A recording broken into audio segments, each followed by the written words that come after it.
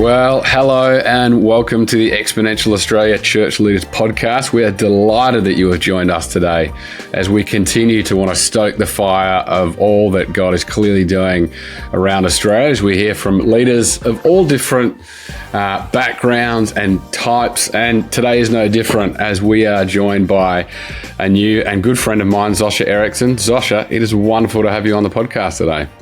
Thanks so much, Charlie. It's a joy to be here. Fantastic. Well, hey, as we like to with all of our guests, we'd love you to give us just a bit of an introduction to who you are. Of course, we're going to get to all the different things that you are embodying and representing at the moment, but we'd just love to hear some of your journey to date. Yeah. Well, I think you don't start a journey necessarily with intent, and mine has been a wonderful weaving one. It's been one where, as a young teen, I found faith in an Anglican youth group in Sydney, where a friend promised cute boys and a lot of fun. And what I found was a whole lot more than that. Friendships and a depth of belonging that I had always yearned for.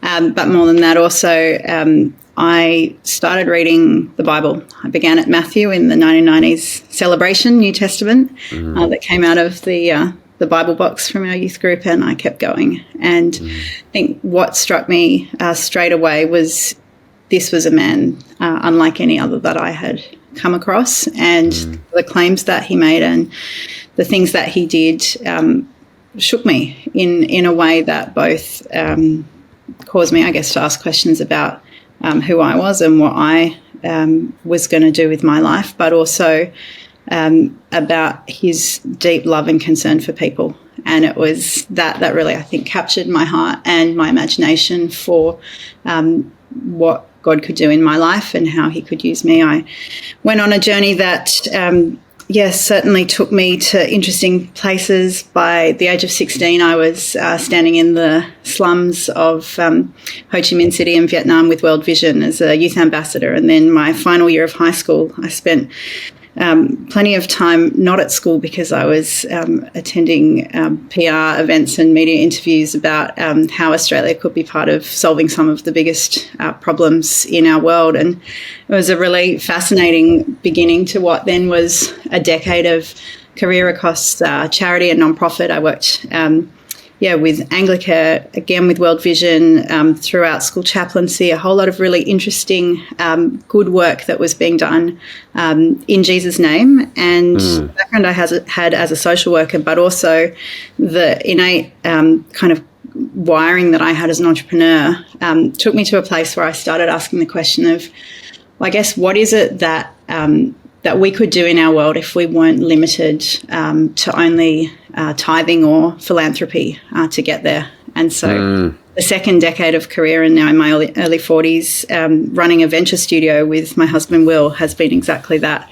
using the capital that can be brought in through business, through investment, through venture, to continue to solve some of those really, I guess, wicked problems, the things that might keep many of us awake at night, keep churches doing the jobs they're doing, keep the welfare and charity and nonprofit space busier than ever, but yet still plenty of them without a clear way forward. And so it's that's led me to what I'm doing now. Wow. Fascinating. Well, I'm sure we're going to hear more about that, Zosh. And, just for our listeners' context as we jump into this conversation, I think this is quite a unique conversation that I don't think we've really, I guess, hosted on the Exponential podcast before. And what I was particularly keen today to get you to kind of begin to introduce our listeners to is this idea of redemptive entrepreneurship. If we are passionate about being, kingdom ecosystem curators in our nation of all the different things that we need in order to see a renewal of the church, to see business leaders flourish, to see all the things that many of our hearts break and cry out for, I think this idea of redemptive entrepreneurship is a really significant and cornerstone one. And so, Zosh, I would love you to kind of tell us about what that is for people who are hearing it for the first time. Tell us about some of your journey as you've discovered that space. Point us in the right direction. Yeah. Well, Charlie, I think you and I have both discussed on many occasions that those of us in leadership in kingdom contexts are often frustrated entrepreneurs. And perhaps for many who might have become church planters or pioneering movements or organisations or work overseas, that ability to create something out of nothing is actually a gift. It's a God-given gift that many of us, when we look at the different gifts that the Bible talks about, it might not be specifically stated, entrepreneurship, certainly not in any of the gift lists that explicitly, but then when you look at what was required of God's people throughout the ages, it was actually exactly that, and mirroring and echoing God's own creative work, that he, as creator God, spoke the world into being. He created something out of nothing. And so I guess as we look at what are the things that are required for fulfilling the Great Commission, for really seeing kingdom come on earth as it is in heaven, many of us who have had a business context, and certainly for my own journey over the last decade or so, as I've worked with founders and entrepreneurs and business leaders and investors, people asking how would we invest in the kingdom in a way that saw return, saw kingdom return, saw even financial return that was sustainable. There's a realization that there is certainly a lot to bring from a spiritual and a biblical perspective on how we build and the way we build. And so many of our good friends, particularly overseas, and I want to just honour the work of Praxis, who came out of New York City around 15 years ago, and the team there who have really described and coined this phrase of redemptive entrepreneurship. And really, when we think about it in an Aussie context, the word redemptive is not one that we use certainly outside of church context that often, but it still feels like a familiar word to a lot of people. And it's, I guess, this sense of bringing something to its true purpose, to its greatest fulfillment, perhaps the idea of winning back or buying back, taking something that was lost or broken and restoring it. And so when we then apply that to this word entrepreneurship, which is this idea of innovation, of bringing things to life, of whether you think about business or startup or venture or church planting or missions, this idea of starting the 0 to 1, as many of us would describe that process, how do you do that in a way that not just aligns and perhaps, might be not bad or ethical? And certainly there are many people of faith who in business really seek to align their faith with what they do for work.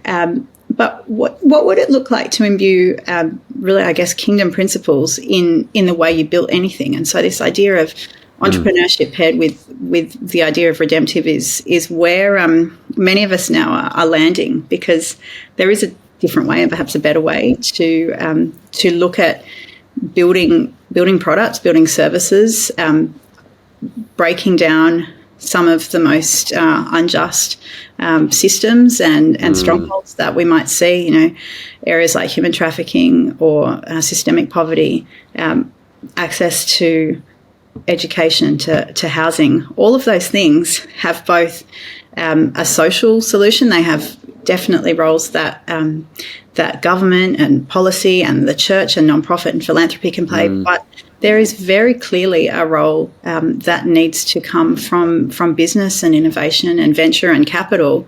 And so this invitation for people who come from those places to enter this work of redemptive restoration and renewal, and to partner with the church, to partner with people of faith, to do that together, is the opportunity that we have.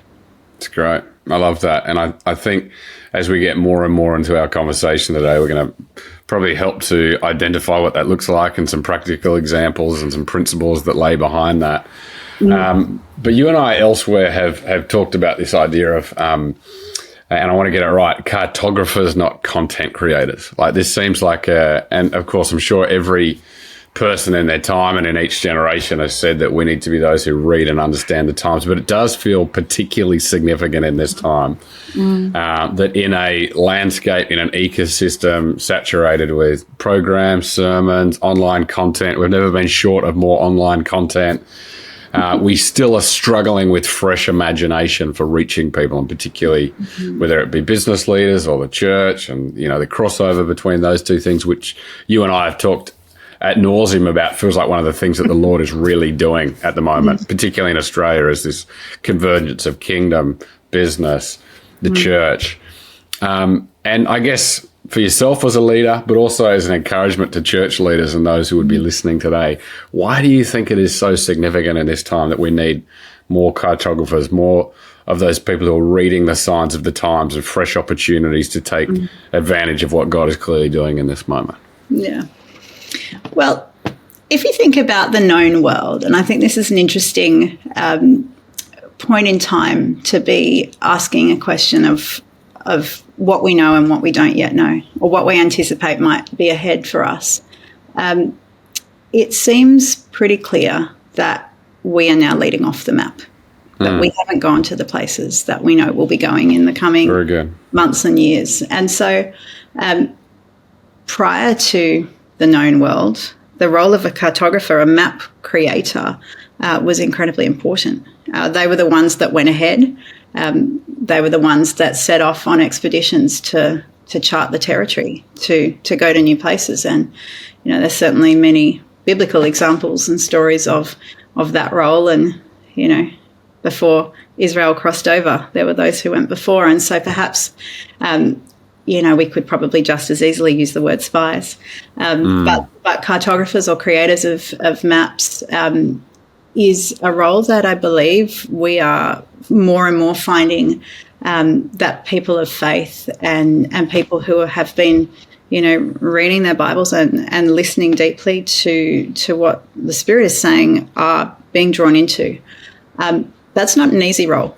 And so for leadership, right now, I've certainly observed leaders who are realizing that to leave the place of comfort, the place of what's known, perhaps the place where they firmly can identify themselves on the map, and instead set out on an expedition that perhaps has it's brilliant. No known outcome.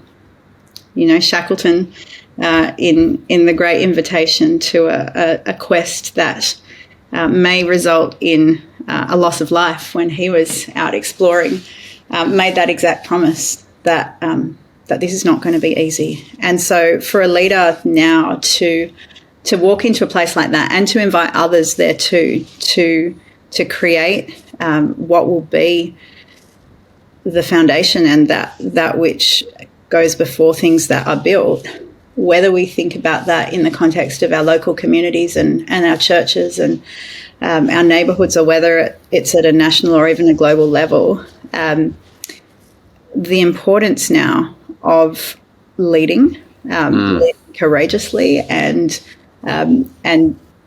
inviting others to do the same is far more compelling than perhaps what we might be told we need to do, which, if you look at much of the content, certainly that which is given to leaders within startup and business, and I know within church context as well, it's that you have to have compelling content. You have to, meet the metrics of whether it's Meta, whether it's Google or any other platform you might be playing on. How do you get the views? How do you get the clicks? What's your customer acquisition cost? What's the click-through rate? Those things, in some ways, when you look at the context that we're in right now of a world that is deeply broken and crying out for people who will provide context and clarity and a way forward, that content chasing and that, I guess, really that froth and bubble of likes for likes' sake or of notoriety, it feels like there's something deeper and definitely more complex that the Lord's inviting us into, and it is actually mapping a way for the future. Wow, that's both beautifully put, but also I can as you say that, Zosia, kind of see and experience that as definitely I'm looking across the Aussie landscape. And I think even as you've started to find some of your own people in this space too, that would be true. I'd love to hear from you now, particularly around as you've started to gather and rally other people who are passionate about these sorts of things. Those who have probably been through their own season of pain, challenge. You've used this line of being formed by the fire, and that the greatest leaders often bear a limp. And there are those who have maybe been through great seasons, challenging seasons, everything in between, and are just more and more convinced that this is a moment where we actually want to come together as leaders to actually solve some of these great challenges and obstacles together. And I guess an imperative and a foundation of that is also a sense of humility, a sense of holy ambition about what God is doing in our nation, but also those who are prepared to lay down their empires for the sake of the kingdom of God. Tell us about some of the exciting things that have been happening for you of late, of people who seem to be talking the same language and coming together around some of these things. Well, for the last 18 months or so, it's been clear that there have been many who are ready to start doing. There's been a season, I think, perhaps post-pandemic, especially, of leaders who have asked the question of perhaps, is this all there is? Or, Lord, what's next? And pursuing a deeper and perhaps more costly vision is something that I'm hearing again and again.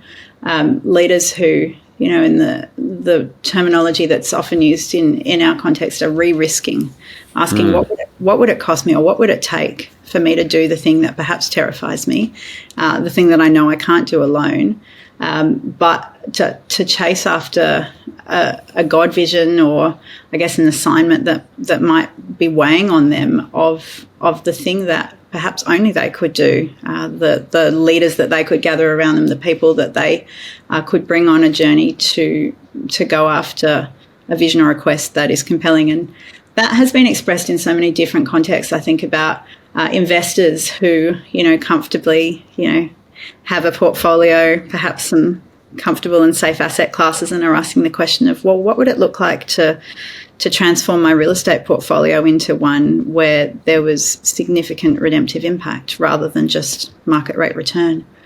It might take longer. In investment world now, we, talk about the exploitative nature of venture capital, but what would it look like to deploy patient capital, or even cathedral capital? How long does a cathedral take to build?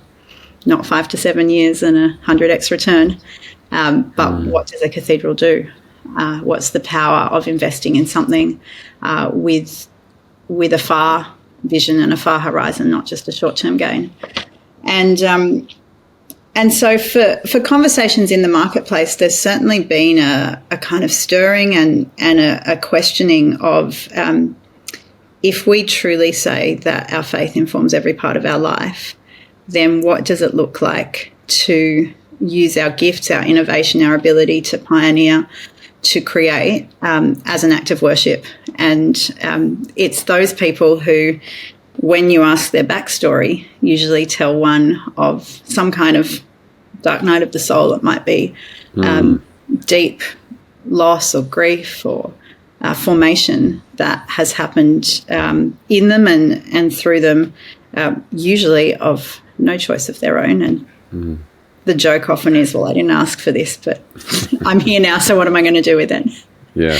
And it's those who do walk with that limp, who have wrestled and who have been changed, who over and over, I keep meeting them, and you hear their stories and the doors that God's opened for them and the rooms they're in and the context that they found themselves in. And most of the time it is far deeper and richer and broader than what they might have ever imagined. And certainly in marketplace at the moment, I'm hearing over and over of people of faith being given opportunity to speak into huge decisions, whether that be governance or political or capital, and And all of them will tell that same story of, I didn't get here on my own. I know that God's put me here.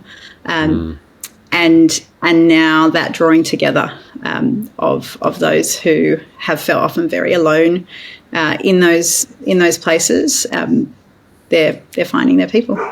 It's awesome. I want to move now to a different kind of metaphor that you've used that I think is going to resonate with our listeners. And I guess this is particularly drawing our conversation to the role of the church in all this. And, of course, as God's people, we are the church. And yet sometimes the church could be accused of, whether it be too insular or not thinking imaginatively enough around what's going on out there. And, church leaders are busy people, but unless we're careful, we can get stuck in a bubble, in a world. And I'd love to kind of talk about the role of the church in these redemptive ventures, because again, it's all about ecosystem curation. It's all about advancing the kingdom. And you use this image of setting the banquet table, or the Clapham way. And many of our listeners, I'm sure, have heard of the Clapham sect. And how would you, Zosia, as we talk about these things, how would you envision churches supporting those kingdom-minded entrepreneurs, whether it be spiritually, relationally, emotionally, financially? And I'm going to forget it. I want you to remind me of what it is, because we spoke about it before we hit record. How do those entrepreneurs worship it with innovation? Did I get the term right there, or did I muck it up? Innovation as worship. Innovation as worship. Yes, correct. Yeah. Yeah. Well, I stumbled upon that term a couple of years ago when I was doing some research into the history of the church and entrepreneurship and innovation, not just in Australia, but particularly across history and across different places around the world. And what has been clear throughout the ages is that it has been people of faith who have often chased after the problems to solve that perhaps many others might have shied away from. And you mentioned Clapham and William Wilberforce and his collective of change makers who, along with the abolition of slavery in their time, also had incredible impact into missions, into education, into aid work and welfare. All of those things came out of their deep and, compelling conviction that God cared for the whole person, and God wanted not just for the freedom that they would find in eternity, but the freedom that could be theirs on earth as well. And that to me is something that, if we truly consider what the role of the church at this present hour and time is more clear than ever. In a world that might wish for the church to go and solve some of these problems, we perhaps have wondered, is it our place anymore? Sure, that was in ages past or in generations past. Do we have the right? Do we have the authority or the standing that we once did? And I guess my question and my challenge, both at a local and at a national or a global context, is, well, you won't figure out if you don't try. We're not talking necessarily the biggest, wickedest problems, but one thing that has inspired me is I've had many conversations with leaders of churches and also entrepreneurs who have got alongside their church leaders and pastors and said, well, what would it look like to be presence in our community? What would it look like to invite perhaps into a conversation or around a banquet table people from our community who we might never usually engage with? What if it's the Chamber of Commerce? What if it's a local mayor? What if it's people who are providing help or aid or welfare within our community? And what if we ask them, what are the problems that are keeping them awake at night? And is there something that we could do to help them? Yes. Not coming with agenda, not coming with solutions, but simply setting the table for a conversation, and in so doing what Jesus described as kingdom, which is a banquet table where it's not just the A-list who are invited, but to go into the highways and the byways and to invite those who might never have been asked before. And what I've noticed is in the places that is happening, and Charlie, I know that there are many churches within the Exponential family who are starting to see huge fruit out of this stance of how could we serve you? How could we bring the resource and the connection and the capacity that's within our four walls and actually look to where we're planted and perhaps collaboratively start solving some problems, because people of faith don't have all the answers, and we certainly don't have all the resources to solve the problems in our communities or in our nations.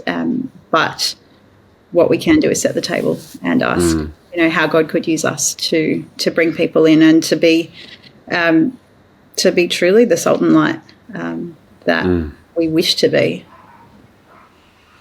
So good. So good.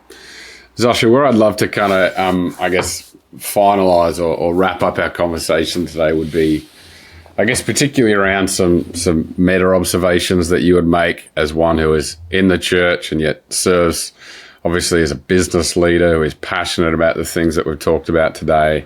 And I'd love to kind of zoom out to some of the unique dynamics of doing this in Australia. And of course, our culture is very well known, very famous, unfortunately, for that of tall poppy syndrome.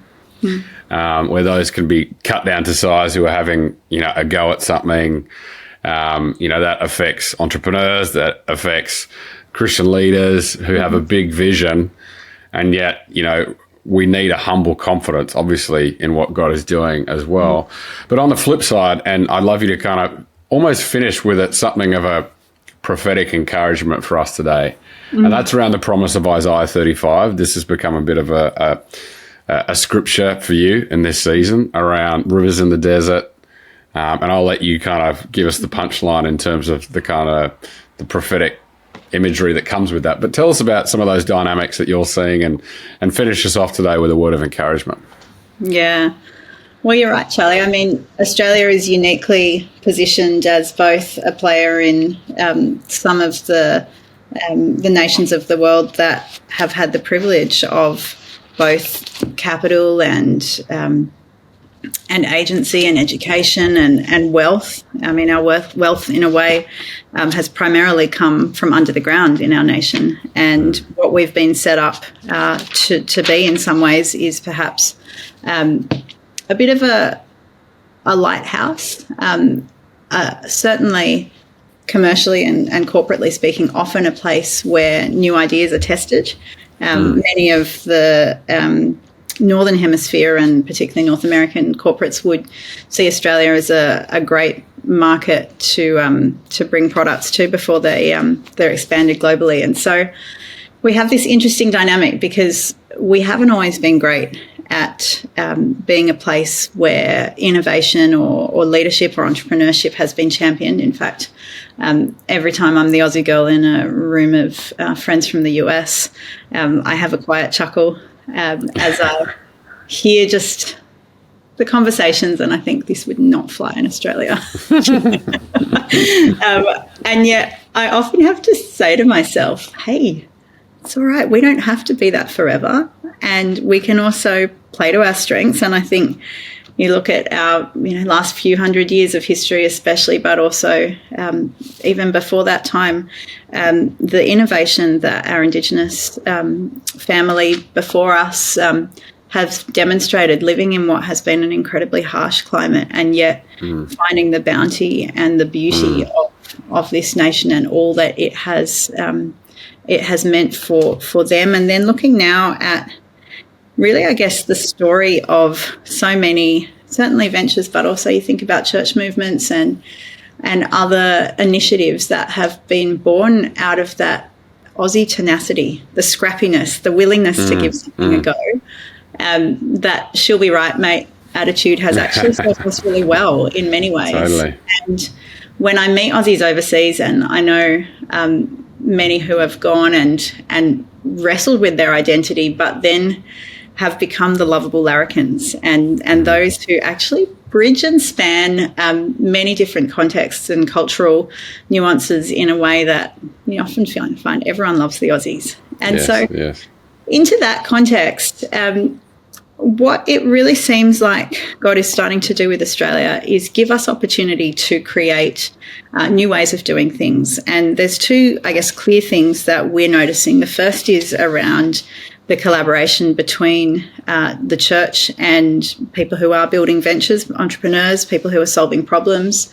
And I think the uniqueness to Australia is we're small enough to know each other pretty well, to be quite well connected. I mean, last month on the Gold Coast, looking around that room at the Exponential conference and seeing, people I haven't seen for decades, but we're very interconnected.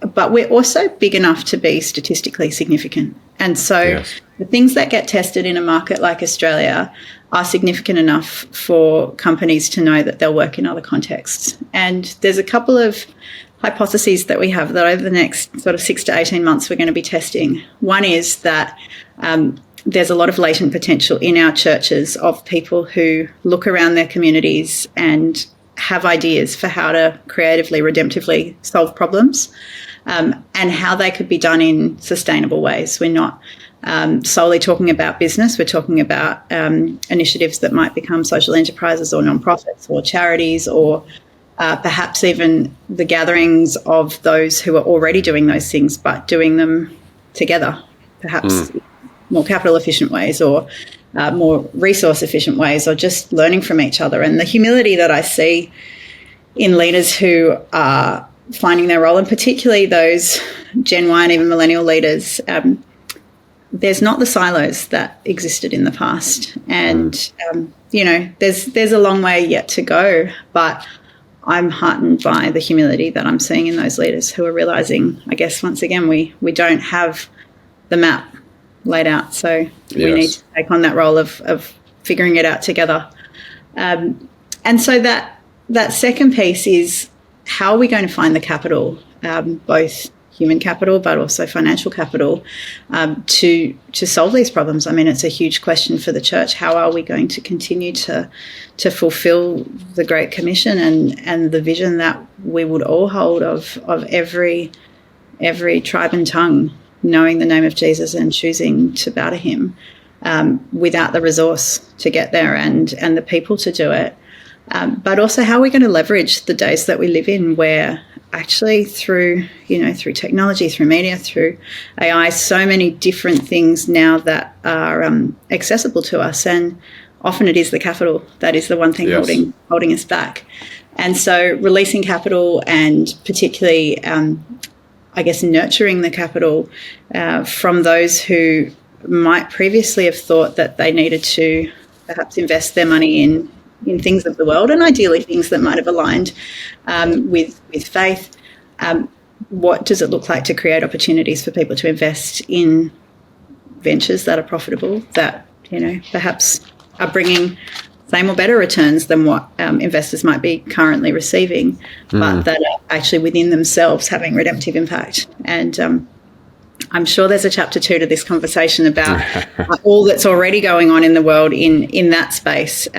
But suffice to say, in Australia right now, there are a whole lot of really wonderful ventures that are being incubated and formed that are doing just that. They are real businesses that are having real impact.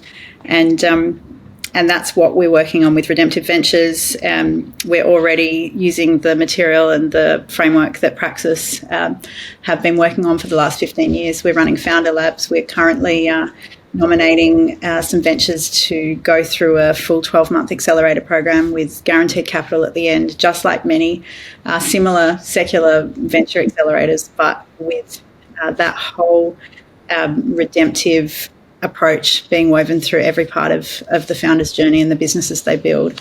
And then we're also starting to really, I guess, put some key people together to look at what an investment fund that has that full expression of redemptive impact, what that would look like in our nation, especially. So there's the excitement now that the tall poppies don't necessarily need to be afraid. There's plenty of wonderful people ready to be activated, and across the church as well, where of course, there's great work already happening and continuing to. Yeah.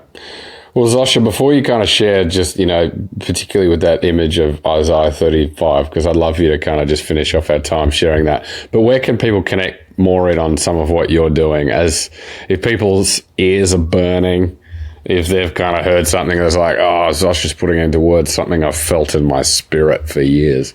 How could they connect with you or with Redemptive Ventures Australia? Yeah. Well, look, certainly look us up at Redemptive Ventures Australia, and find me on LinkedIn, Zosia Ericksson. We are continuing to grow that community, and for many, particularly across the East Coast already, we're gathering, we're meeting, we've been doing some retreats, we're running founder labs, we're starting to host tables and dinners of people who are compelled around a particular topic or challenge or problem to solve that they've noticed. We're getting them together because we know that around the banquet table, good things happen. And then, really just to leave as a word of encouragement, something that's happening in the natural in Australia right now, which very much echoes what we have sensed for quite a long time, and certainly out of that image of Isaiah 35, of what God has done and will continue to do in dry places throughout history, and that is that there will indeed be a time coming where things that have looked dry and even dead will be renewed and refreshed. And I'm just going to read a couple of verses because I think it speaks to it very well. Strengthen the weak hands and make firm the feeble knees. Say to those who have an anxious heart, be strong, fear not. Behold, your God will come with vengeance, with the recompense of God. He will come and save you. Then the eyes of the blind shall be opened and the ears of the deaf unstopped. Then shall the lame man leap like a deer, and the tongue of the mute sing for joy. For waters break forth in the wilderness, and streams in the desert. The burning sand shall become a pool, and the thirsty ground springs of water. In the haunt of jackals where they lie down, the grass shall become reeds and rushes. And it's this beautiful picture of the blossoming. The very beginning of Isaiah 35 talks about the desert rejoicing and blossom like the crocus, blossom abundantly and rejoice with joy and singing. And what's been happening in Australia over the last little while is that the rains, the floods, the North Queensland emergencies have actually led to the water that fell running. In fact, the biologists and scientists are talking about underground tsunamis. It's a crazy thought, but they're all travelling south under the ground and ending up in that beautiful Lake Eyre, where it only fills very infrequently. It's usually once every century or so. But right now, the physical phenomenon of a super bloom of seeds that have been dormant in the ground, in the soil. It's only a few years ago that Australia was in one of the worst droughts we've ever experienced. But seeds have been waiting in the soil to germinate. And this phenomenon of super bloom, which is when these rivers run under the ground and under the desert, they actually come up, and through that water they germinate the seeds that have been waiting. And you see, go travel there if you can, but certainly go and have a look online. This super bloom phenomenon and what's going on around Lake Eyre at the moment is nothing short of a physical expression of this passage. And so when we think about what it looks like for kingdom to come in our nation, and for those who might have been waiting, perhaps it's formed by fire or formed, under the earth, and for those shoots and new life to grow up, for people for whom pain and challenge and wrestle and struggle perhaps have left them wondering, is there something left for me to do, or was that it? my encouragement would be get into the Word and look around you and open your eyes to what God's already doing in our nation, because Yes. there is desire for revival that perhaps is at a velocity that is bigger than anything that we've seen for a really long time. And when we think about how He's going to bring it, well, is it any wonder that it's in imagery like this of a rushing river and of rain that falls that then brings new life? And perhaps you might say that there are many seeds under the ground that were sown perhaps decades or generations ago that are ready to find life. And I certainly would believe that that is the case both for the hearts of those who are already His and the hearts of those who are not yet. I think there is a harvest to be gathered in our nation of many people who are deeply seeking and searching and hungering to find meaning and purpose and a sense of what is this life for. And if we can make that invitation to join us in figuring it out, then I think we'll certainly be getting a really long way to fulfilling that Great Commission.